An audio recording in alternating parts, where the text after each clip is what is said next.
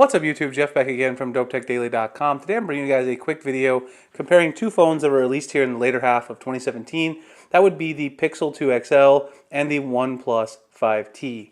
Now, I want to talk today about 5 reasons that the OnePlus 5T is a better buy than the Pixel 2 XL. I'll do a follow-up video to talk about the reasons why the Pixel 2 XL might be a better buy for you than the OnePlus 5T. So first, let's go ahead and get into it today. As usual, I have a little Keep document here that has the 5 reasons. They're pretty simple today, so they should be pretty quick and easy to go through. Let's talk about them.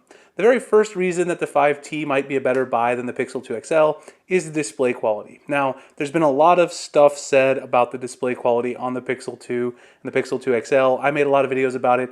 I don't want to go into it hugely in depth, but there were basically some issues concerning burn-in and also the color profiles, which, to be fair, Google did rectify some of these by, if you go into display, now into colors, you can change the profile and actually get a saturated mode.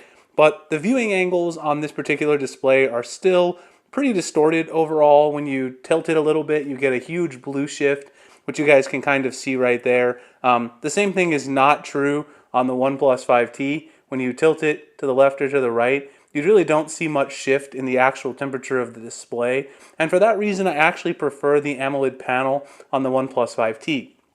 Now, you're not getting the higher resolution panel. The Pixel 2 XL does have the higher resolution panel, but in terms of color saturation, the natural calibration of the display, and also if you go into the display options on the OnePlus 5T, you'll also find lots of options to calibrate the screen here as well, just like on the Pixel 2 XL, so you can still calibrate it to your liking. The viewing angles, though, overall are just a lot better. The quality of the display, I haven't noticed any burn-in issues or any graininess issues with the display. So that's something to keep in mind. It's not as high resolution, but sometimes that's not the only thing that matters. The next thing is the price to specs ratio. So both of these phones have a really nice build quality to them. They feel really nice in the hand. One of them, though, is a lot more expensive. The Pixel 2 XL, this is a 64GB model, starts at $849 without tax. This is the higher version of the OnePlus 5T, which starts at $559. You get 8 gigs of RAM, 128 gigs of storage. To get that 128 gigs of storage on the Pixel 2 XL, you're going to have to bump up to $949. $1,000 after taxes. You're not even getting 8 gigs of RAM when you bump that up on the Pixel 2 XL, so you're getting a higher spec to price ratio when you actually compare these two phones. The OnePlus 5T does come out on top on that department. They've got the same processor, everything like that. When it actually comes to sort of gaming performance and actual hardware performance, the 5T does deliver a little more punch for the price. So if you're looking to save a little money, and those are some of your main concerns, you like to have a lot of extra RAM for multitasking, you might want to consider the 5T over the Pixel 2 XL. Now, of course, the other thing that goes into determining how smooth it is and how well the performance is going along on your phone is the software. So you might find it strange that I list the software as one of the advantages of the 5T, but let me tell you why I think that's true. Now, obviously, the Pixel 2 XL has Google's stock version of Android, which a lot of people like. In my opinion, it's not really stock Android anymore because Google customizes a lot of things about it. You've got the always-on listening feature on the lock screen. You've got the Pixel launcher now, which has got some unique features. And also the actual settings in here have some nice things. Google's added some nice customizations to their version of Android. There's no doubt about it. You can swipe down on the fingerprint sensor to get notifications, all those sort of cool things and touches they've added. Well, the OnePlus 5T takes stock Android, very similar build, and then adds a lot of other customization features that are actually nicer, in my opinion, than some of the ones on the Pixel 2 XL. Just to name a few, you can go into settings and you can actually set a custom icon pack in the stock launcher right out of the box. If you go into the settings menu itself, you'll also notice a ton of things that you can do with gestures. So if you go into gestures, there's just a ton of gestures. In addition to the swipe fingerprint for notifications, long press to take photo, you've all these customized gestures by drawing various letters to open a custom app or perform an action. You've got the awesome alert slider, which is actually built into the hardware, but offers you this nice hardware key that lets you turn things between silent, do not disturb, and ring mode. That's a big advantage, in my opinion, of the OnePlus 5T. It's a feature that I've always really liked. Status bar options, you can change the battery style, battery percentage directly from the battery style menu in status bar in Android 8.1 on the Pixel. You've got to go in there and enable System UI Tuner to do that. You also can control the actual theme of everything, and the way to do that, first you can change your button order. So go in there and swap the buttons. If you like the Samsung style, you can do that on the OnePlus 5T. And then if you actually go down to the display, that's where you'll be able to change your theme and your accent color. You guys can see I'm using the dark theme, and I have right now the deep purple accent.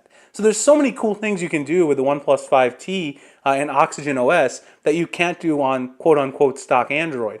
Now obviously you're going to get faster updates on the Pixel 2 XL, which is important, and updates in my opinion are quite a little bit separate from the actual software performance. But when it actually comes to the customization, I prefer the 5T and Oxygen OS over Google's stock version of Android on the Pixel 2 XL. You guys can see right here the dash charger and that signature OnePlus red USB Type-C cable. Dash charging is still the fastest charging method I've seen on an Android flagship.